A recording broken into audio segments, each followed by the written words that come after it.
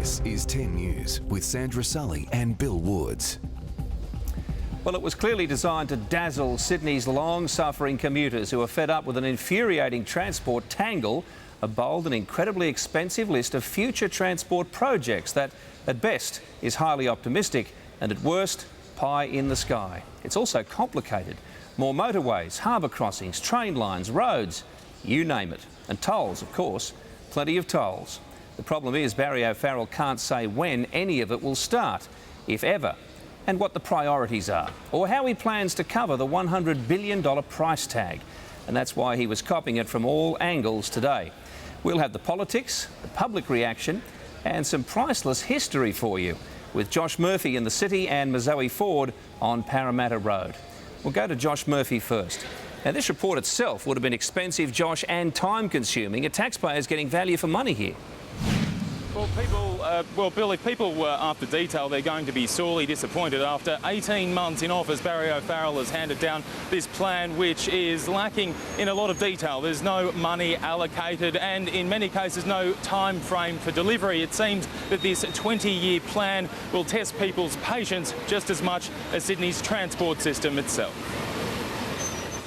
Here's a look at the M4. It is absolutely struggling. This was the stop-start crawl in this morning's peak. The crowd crush on the trains isn't much better. And 18 months after he was elected to start fixing it, Barry O'Farrell now has a plan. We are properly planning for the future. It's an aspirational list, the M4 East extension, another M5 tunnel, the North West Rail Link, a second harbour rail crossing, consideration of CBD light rail and an overhaul of the bus network. This plan will stand the test of time. The public has had a gutful of plans that came and went. But how much does it all cost and where's the money? The second harbour crossing. I'm addressing that question.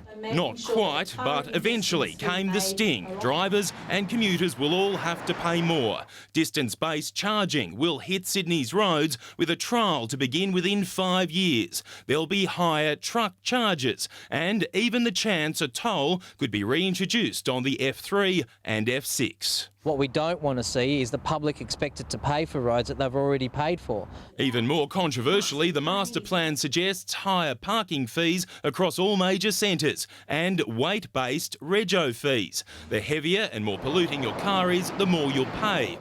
Some of the ideas the ministers weren't that keen on discussing. If that's one of the things we're looking at into the future, well, we are. The government's talked about how they'll slug motorists more, but they haven't told them how any of it's going to improve their commutes. The simple master plan message, the improvements won't come overnight and they won't be free. They have to be paid for. We don't print money. So prepare to pay up.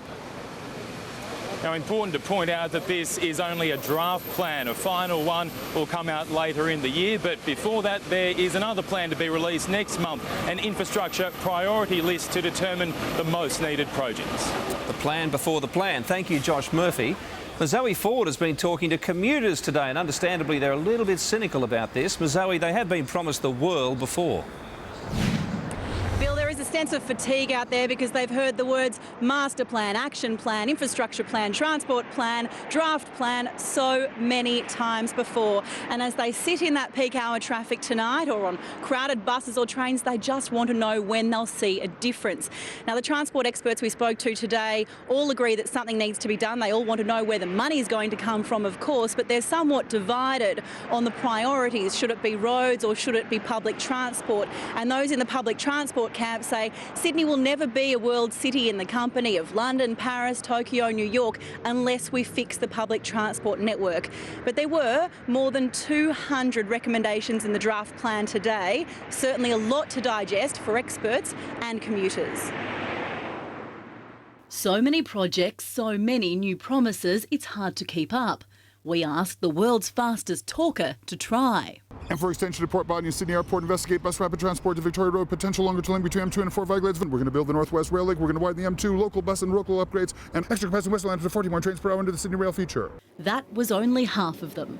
And so far, the government's draft transport plan has done a lot to confuse and little to comfort. I really don't think that there's a solution. A few band-aid solutions, but no, nothing kind of decent that's fixing the infrastructure for people who need it.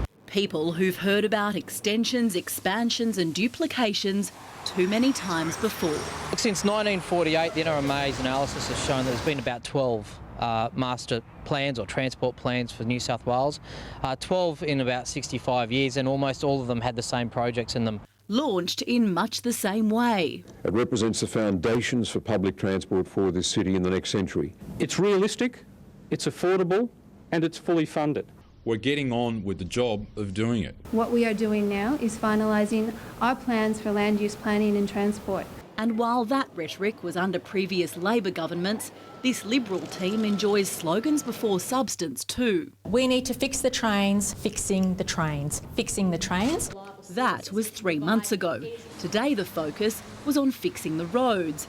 There's only one rail project on the agenda, and the government admits it's long term. Far too many motorways and not enough space for making sure that we get the second Sydney Harbour Rail crossing built. Transport researcher Dr Michelle Zybots worries it's too far down the list. That rail crossing, that one in particular, has the potential to increase Sydney's rail capacity by somewhere between 50 and 60%, and that means a lot of people can be taken out of their cars. But first they have to find the $10 billion plus to build it. Whether your daily commute is on the roads in this kind of gridlock or on crowded public transport, there's no doubt you have an opinion about this. If you would like the government to know what that is, you have until October 26 to give your feedback. Zoe Ford, thank you.